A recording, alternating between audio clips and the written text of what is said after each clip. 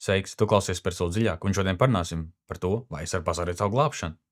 Un es uzskatu, ka daudzi kristieši vismaz vienu reizi ir domājuši, nezinu, vai es esmu glābts, vai es esmu pazaudējis savu glābšanu, un arī tāds termins angļu valodā, kas saucas once saved, always saved, jeb latviski tas pareizāks būtu pestīts vienreiz, pestīts uz mūžu, un vai tas ir bībeliski, vai tas nav, vai es varu pazaudēt savu glābšanu, vai es nevaru to pazaudēt, jo bībelē it kā ir rakstīts, kas runā par to, ka es nevaru pazaudēt.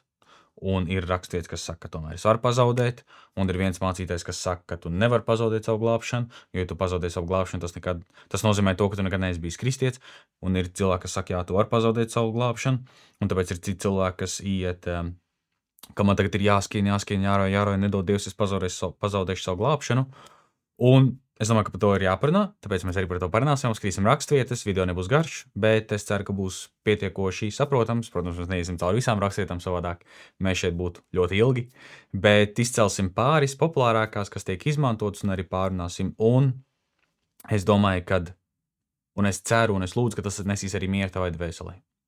Tātad pirmās raksturvietas, ar kurām mēs sāksim, ir tās, kura cilvēki saka, ka tu savu glābšanu nevari pazaudēt. Es kā piemēram esmu paņēmis divas raksturvietas. Viena ir Romiešiem 8. nodaļā atrodama, un otrā ir Jāņa evaņģēlijā 10. nodaļā atrodama. Un mēs sāksim ar Romiešiem 8. nodaļas 38. līdz 39. pāns, kas saka tā. Tāpēc es esmu pārliecināts, ka ne nāve, ne dzīvība, ne eņģeļi, ne varas, ne lietas esošās, ne nākamās, ne spēki, ne augstumi, ne dziļumi, ne cita kāda radīta lieta mūs nevarēs šķirt no Dieva mīlestības, kas atklājusies Kristu Jēzu, mūsu kungā. Tad, kā mēs redzam, Pāvils raksta, ka nekas mūs nevarēs šķirt no Dieva mīlestības, kas atklājusies Kristu Jēzu mūsu kungā. Un šī ir viena no populārām rakstvietām, kas tiek izmantot par to, ka tu nevari pazaudēt savu glābšanu, jo nekas tev nespēj šķirt no Dieva. Bet es gribu, lai mēs saprotam kontekstu, jo konteksts ir ļoti svarīgs. Ka šeit šī rakstvietā, kontekstā, kad mēs lasām visu 8. nodaļu, sākumā Pāvils vairāk runā, kāda ir atšķirība starp dzīvi miesā un dzīvi garā. Un pēc tam otrajā daļā, šajā te nodaļā, Pāvils vairāk iet par to, kāda ir sagaidāmā godība mums kā kristiešiem.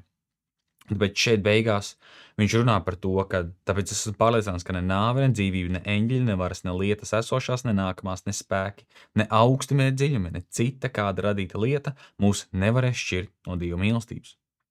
Tad šī ir viena rakstvieta, kas tiek izmantota. Es gribētu, ka mēs izlasām otru, kas ir Jāņa 10. nodaļā, 27. līdz 29. pāns, kas saka tā. Manas avis dzird manu balsi, es tās pazīstu, un viņas man seko, un es tām dodu mūžīgu dzīvību, un viņas nemūžam neies bojā, un neviens tās neizraus no manas rokas. Mans tēvs, kas man tās devis, ir lielāks par visiem, un neviens neko nevar izraut no tēva rokas. Tad šī ir otra nodaļa, jeb šī ir otra rakstvieta, precīzāk sakot, kas tiek ņemta, lai pateiktu kristietim, ka nē, tu nevari pazaudēt savu glābšanu. Kāpēc? Tāpēc, ka šeit tiek runāts par to, mēs lasām pirms tam kontekstā, ka Jēzus saka, ka viņš ir labais gans, viņš ir tas, kas mūs vada pēc savas balss, viņa avis dzird viņa balsi un pazīst viņa balsi un seko viņa balsī, un pēc tam Jēzus saka par to, ka tad, ja mēs esam viņa avis, neviens nespēs mūs izraut no viņa rokām. Tas arī mums jāsaprot. Vēl ir trešā rakstvieta, ko mēs nelasīsim, bet, ja tu vēlas, tu pats vari izlasīt, kas ir Jāņa 6. nodaļā, 37. un 39. pants. Tad šeit īsumā mēs saprotam par to, ka, protams, ir daudz vairāk rakstvietas, un es visu nepaņēmu. Es vienkārši vēlējos uztaisīt īsu video, jo es ticu, ka Svētais Gars liek manā sirdī par šo te parunāt. Bet tad mums ir rakstvietas, kur mēs redzam un mēs saprotam, un varbūt arī mēs kādu zinām, varbūt mēs esam dzirdējuši, ka kāds sludina par to, ka tu savu glābšanu nevar pazaudēt. Kāpēc? Jo ir rakstvietas, kas runā par to, ka nekas mūs nespēja izraut no Dieva rokas. Amen, amen. Bet tagad paskatīsimies otras raksturvietas, jeb otra skatu punktā raksturvietas, kas runā par to, ka tu vari pazaudēt savu glābšanu, kurām ir ļoti svarīgi, ka mēs pievēršam uzmanību. Tāpēc sāksim ar 1. Timoteja vēstuli, Pāvila 1. vēstuli Timotejam, 4. nodaļu, 1. pants, kas saka tā. Gars skaidri saka, ka vēlākos laikos daži atkritīs no ticības, pieķerdamies maldu gariem un dēmonu mācībām. Tātad, mēs šeit saprotam, Gars skaidri saka, ka vēlākos laikos daži atkritīs no ticības. Tad, ja tu patiesi nekad neesi ticējis un bijis ticīgais, tad jautājums, kā tu vari atkrist no ticības? Otra rakstvieta, kur mēs apskatīsim, ir Ebrejiem 6. nodaļa, 4. līdz 6. pants, kas saka tā: jo ir neiespējami tos, kas reiz apgaismoti un baudījuši Dieva dāvanas un kļuvuši svētā gara dalībnieki un baudījuši labo Dievu vārdu un nākamā laika spēkus un krituši atkal vest pie atgriešanās, jo tie sev Dieva dēlus sit krustā un liek smieklā. Tad šī ir otra rakstvieta, kas runā par to, ka ir neiespējami tos, kas reiz apgaismot. Ar ko? Mēs lasām Jāņa evaņģēlijā par to, ka Jēzus ir gaisma, kas ienāca un tumsība to nepieņēma. Tad mēs esam apgaismoti, mēs redzam patiesību, mēs pieņemam gaismu.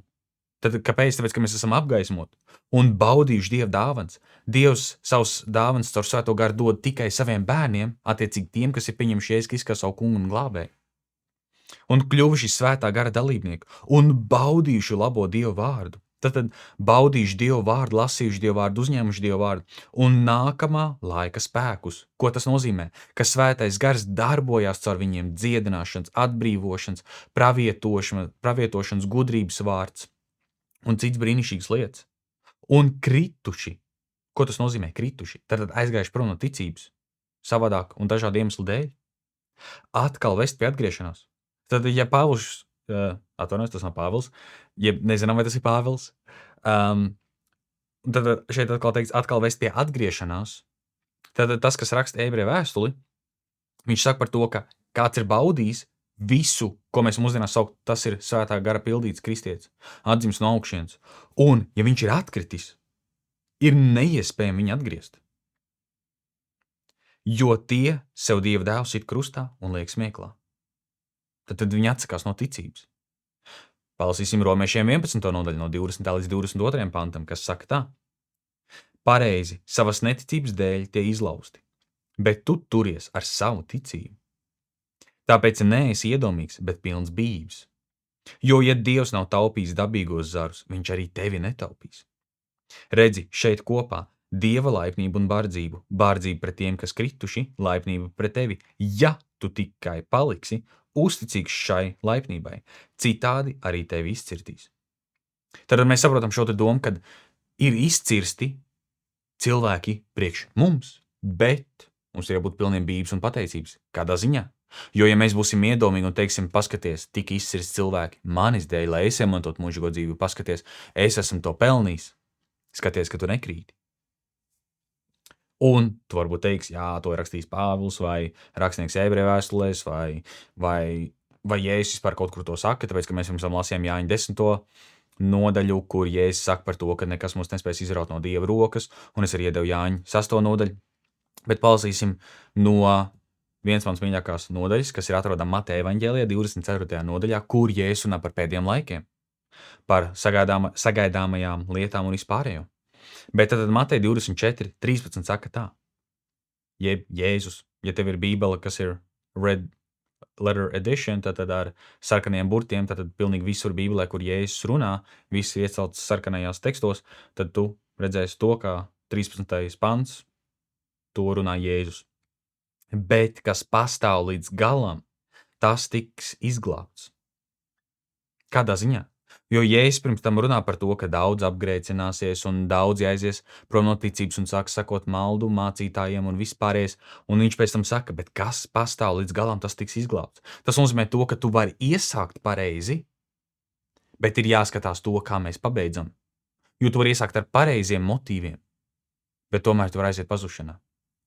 Un tad šeit mēs redzam starp šīm te visām rakstvietām, kad mums ir rakstvietas, kur runā par to, ka mūs neviens nespēs izraut no Dieva rokas, un mēs zinām, ka mēs esam glābti, un tas mums iedod tādu drošības sajūtu, un mums ir tāds, jā, tas noteikti ir Dievs, jo tas man iedod drošības sajūtu, ka es zinu, ka es esmu glābts, ka nekas man nespēs izraut no Dieva rokas. Bet tomēr ir šīs te otras rakstu vietas, kuras, kad es lasu, man sirdī ir nemiers, ir satraukums, kad man tagad ir jāiet un jādara viss iespējamais, un ak, nē, ja es kaut ko neizdarīšu, vai es kaut ko pareizi nepateikšu, vai pateikšu, un ja es kaut ko nebūšu sapratis, vai nebūšu zinājis, un ja es varu redzēt, lasu, es varu pazaudēt savu ticību, tad, teiksim, varbūt kāds, kas jau ir ilgāk bijis ticīgs, Viņš varbūt ar šo jautājumu necīnās, lai gan ir arī cilvēki, kurus es zinu, kas pat pēc ilgākā laika viņi joprojām cīnās ar šo jautājumu, un attiecīgi viņi dzīvo savas kristiešu dzīves, konstantās rūpēs un raizēs, kad man ir jāizdara viss iespējamais, jo, ja es kaut ko neizdarīšu, tad es varu pazaudēt savu ticību. Un attiecīgi ir šī neveselīgais dzīvesveids, šī te posmā, kad es varu pazaudēt savu ticību, bet ir arī neveselīgais posms, kas ir šī jautājumā par to, ka tu zini, kad tu esi vienmēr glābts un ka tu nevari pazaudēt savu glābšanu, un ir daudzi cilvēki, kas dzīvo pēc šī te, kad, ja tu kaut vienreiz pieņemsi Jēzus Kristus kā savu kungu glābēju, tu esi noskaitījis šo te pantiņu un viss pārējais, tad tu esi glābts un tev par neko vairs nav jāsatraucās. Attiecīgi Jēzus viņiem ir kā tāda apdrošināšana, ja nu tomēr viņš it kā tur ir un turpina dzīvot savas dzīves tā, it kā viņi Jēzus nekad nebūtu pazinuši. Tad ir šis te, ka mēs redzam labo katrā, un mēs arī redzam slikto katrā. Un mums kā cilvēkiem, diemžēl, patīk iet vai nu vienā vai otrā galējībā. Bet es gribētu, ka mēs nogriežam līniju pa vidu un ka mēs apskatāmies, ko runā Bībele, kāds ir Dieva prāts, tāpēc, ka mēs nevaram liekt vienā vai otrā galā šī jautājumā. Un, ja tu uzskatīsi nedaudz savādāk, ka viss kārtībā, šis nav primārā lieta, par ko pateikt, vai tu esi glābts, mans plāns ir, lai tu zini un ka tu patiesi dzīvo Jēzum. Kā Jēzus saka, ja es nemaldos Matejā 14. nodaļā. Ja tu mani mīli, tad tur mans baušļus.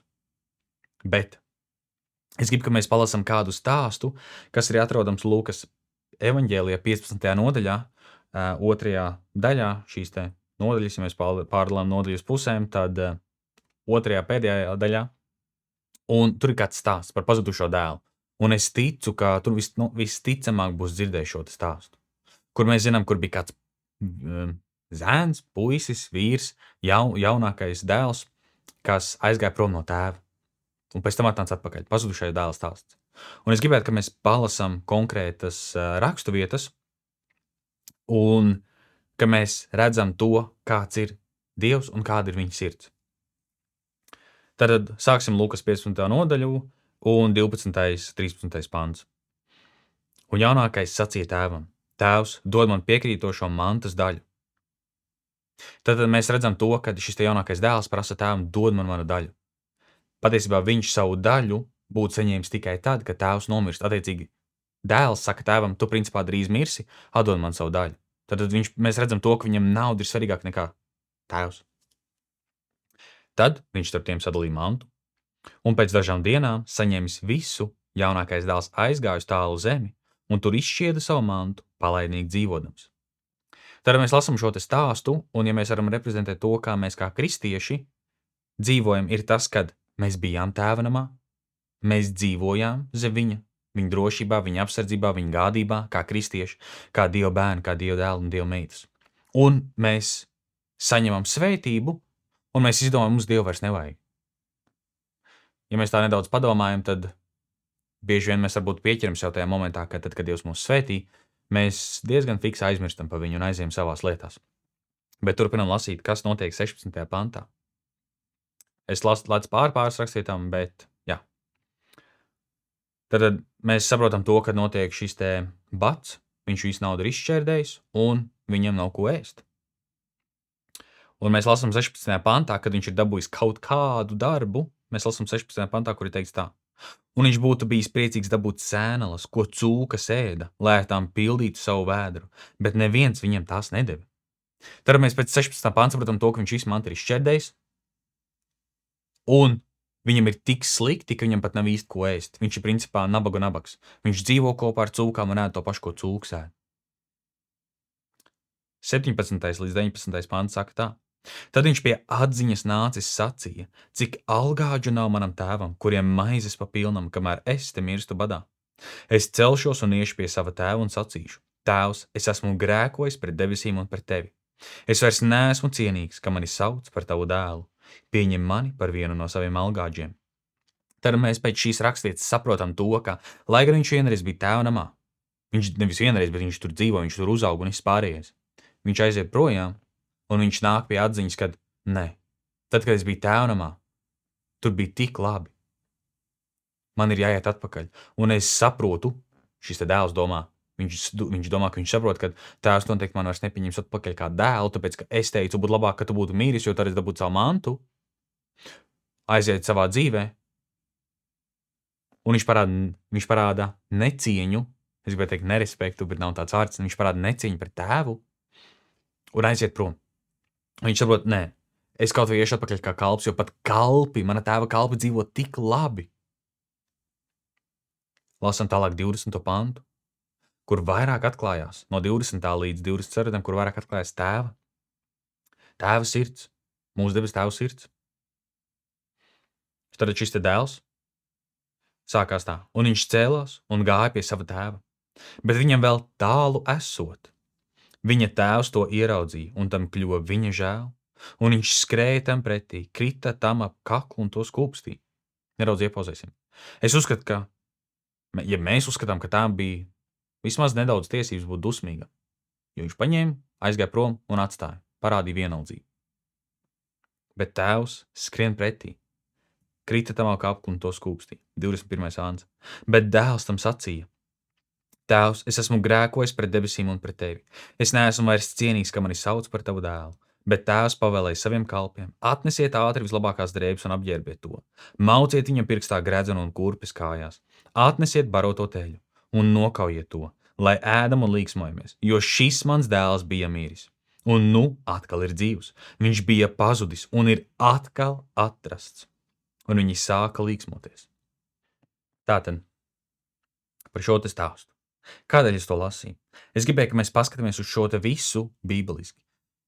Ja tu uzskati, ka tu esi vienreiz glābts un mūžīgi glābts, tad tur ir savu veidu patiesība, bet ne līdz galam. Kādēļ?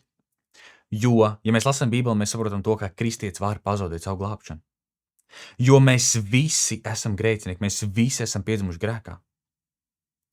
Bet, ja tu pieņem Jēzus Kristu kā savu kungu un glābēju, tad mēs lasām šīs te rakstītes, kas runā par to, ka mēs esam pasargāti, viņā nekas nespēja izraut mūs no viņa rokas, tad šīs te rakstītes parāda to, ka nekas mūs nespēja izraut no Dieva rokas. Tas nozīmē to, ka es varu būt pārliecināts, ka es esmu glābts, es esmu pārliecināts, man nav jāsatraucās, man nav jārūpēs, man nav jāraizies, es zinu, kad es esmu glābts. Nevis kā citās ticībās, kur man ir konstanti jādara lietas, lai mani labie darbi būtu vairāk nekā sliktie darbi. Tā nav ar Dievu. Neviens ar saviem darbiem nevar nopelnīt glābšanu. Attiecīgi caur to mēs saprotam, ka, ja tu esi pieņems Jēzus Kristu kā savu kungu un glābēju, es tev varu nomierināt, nekas tev nespēs izraut no viņa rokas. Bet mums ir jāsaprot tas, ka pēc šī stāsta, ko mēs lasījām Lūkas evaņģēlijā 15. nodaļā, dēls pats izvēlējās aiziet prom. Un pēc tam, kad viņš atnāca pakaļ, tēvs teica šādus vārdus: viņš bija pazudis, un nu viņš ir atrasts. Viņš bija miris, un nu viņš ir dzīvs. Tad mēs paši varam izdarīt izvēli aiziet prom no Dieva. Bet, ja mēs apzināmies to, ka es esmu grēkojis pret debesīm, es esmu grēkojis pret Dievu, ko es daru? Es pazaudēju mūžīgo dzīvību, kad es izdarīju izvēli aiziet prom no viņa, es nākšu atpakaļ. Mēs pēc Bībeles saprotam, ka kamēr es vēl elpoju, kamēr es vēl esmu šeit uz zemes, es vēl varu paspēt nākt atpakaļ pie Dieva. Un man nevajag darīt nekāds rituāls, neko, nožēlot savā sirdī. Dievs piedod, kad es aizgāju prom no tevis. Un nākt atpakaļ. Un viņš mūs pieņems. Un viņš mūs neatstās un viņš mūs nepametīs. Tad šīs te rakstvietas bieži vien tiek izņemts ārpus kontekstā. Un kas vēl ir ļoti svarīgi, kad mēs paņemam rakstvietas un mēs mācam lietas, šīm te rakstvietām ir jāatbilst viss caur Bībelē. Es nevaru mācīt to, ka tu esi vienmēr glābts un mūžīgi glābts, un lai arī ko tu dari, tu esi glābts. Un pēc tam es izlasu šīs te rakstvietas, un es nevaru viņas nekādā veidā paskaidrot. Tad es saprotu to, ka es kā kristietis, un tas mums visiem vajadzētu iedot baigi lielo mieru. Ka es zinu, ka tad, kad es esmu glābts, un man nav jāsatraucos. Es ar mieru sirdī varu dzīvot un kalpot Dievam. Bet man nevajag palikt lepnam, iedomīgam un pateikt, ka Dievs man izglāba, tāpēc ka es esmu tik ļoti labs un vispārējais, un mēs paliekam tik iedomīgi. Nē, tā mēs nevaram dzīvot. Pazemībā, pateicībā par to, ka viņš savā mīlestībā mūs izdarīja Viņš izdarīja izvēli mūs izglābt. Viņš nomira par mums ik katru. Un es gribu, ka es jums parādu to, kāda ir Dieva sirds. Visticamāk, tu jau to esi lasījis, bet 1. Timotejam, 2. nodaļā no 3. līdz 8. pantam mēs lasām tā. Tas ir labi un patīkami Dieva mūsu pestītāja priekšā, kas grib, lai visi cilvēki tiek izglābti un nāk pie patiesības atziņas, jo ir viens Dievs, kā arī viens starpnieks starp Dievu un cilvēkiem, cilvēks Kristus Jēzus, kas sevi paši ir nodevis par atpirkuma maksu par visiem, par liecību savā laikā. Tad mēs redzam to, kāds ir Dieva prāts, kāda ir Dieva sirds. Viņš gribētu, ka pilnīgi visi tiek izglābti un nāk pie patiesības atziņas. Bet mēs zinām, diemžēl, ka cilvēks savā brīvajā izvēlē neizvēlās Dievu. Tad nav tā, ka ir cilvēki, kurus Dievs izglābi un viņi ir mūžīgi glābti un pārējiem, pašvainīgi. Tā nav. Mums katram ir dot brīvā izvēle. Un mēs katrs varam izdarīt izvēli, vai mēs dzīvojam un kalpojam Dievu un esam glābti, vai es izdaru izvēli aiziet prom no Dieva. Un, kas ir ļoti svarīgi, ko mēs lasām Jāņa evaņģēlijā, 1. nodaļā, 12. pantā. Bet cik viņu uzņēma, tiem viņš deva varu kļūt par Dieva bērniem, tiem, kas tic viņa vārdam. Tātad, cik viņu uzņēma, tiem viņš deva varu kļūt par Dieva bērniem. Kā mēs saprotam pēc Bībeles? Mēs, lasot, saprotam to, ka mums ir izvēle. Mums ir izvēle. Kā jau pirms tam tu varbūt esi daudz dzirdējis, mēs sakam, ka kristietība, tās ir attiecības ar mūsu kungu un mūsu glābēju. Viņš ir mūsu kungs, mūsu glābējs. Viņš mūs ir izglābs. Viņš mūs ir atpestījis. Viņš mūs ir darījis brīvs no nāves. No nāves verdzības. Mēs varam dzīvot viņam. Mēs lasām Bībelē, ka mēs esam brīvi. Mēs vairs neesam saistīti šīs pasaules lietām. Tāpēc es gribu, ka mēs skatāmies bībeliski uz šo te mācību. Un, ja tu pats tā domā, es tev aicinu palasīt Bībeli un saprast to, ka es tagad nesaku, ka tu pilnīgi esi nošaus galīgi garām. Tā nav. Es gribu, lai tu saproti to, ka tev var būt miers sirdī par to, ka tu zini, ka tu esi glābts. Un Dievs to arī apliecina ar svētā gara ķīlu. Bet, kad mums ir jābūt uzmanīgiem un pazemīgiem, lai mēs nepaliekam lepni vai nesākam palikt remdeni savās kristietības dzīvēs, jo ko mēs zinām par remdenību? Kad Jēzus saka, es izspļaušu viņu ārā, kaut viņš būtu bijis silts vai augsts, bet tā, ka viņš ir remdens, viņu izspļauš ārā. Un tā ir vēl viena šī te briesma, kas var notikt, ja mēs domājam, ka vienreiz glābts, mūžīgi glābts. Mēs paliekam remdeni savās dzīvēs. Bet Jēzus aicina, ka mēs konstanti piemetam, tāpēc kā vecajā derībā, ka priesteri piemet šim te ugunim, lai šis te uguns degtu. Tad tas ir darbs, tās ir attiecības, tas ir tāpēc kā tavās attiecībās, ja tev ir vīrs vai sieva, ka tu konstanti tev ir jāpieliek nedaudz piepūle, lai jūs attiecības turpinātu degt labā ziņā. Tad mēs saprotam, ka mūžīgi glābts, vienreiz glābts nav bībeliska mācība, un citiem tas varbūt būs kā šoks, citi varbūt to negribēs pieņemt, bet es lūdzu, ka tu palasi Bībeli, ka tu prasi, lai svētais gars tev atklāja patiesību, un es ceru, ka tu kaut ko iemācījies no šī te visa. Lai tev tiešām svētīgi atlikusī nedēļa un priecīgs Ziemassvētks, Jēzus Kristus vārdā. Amen.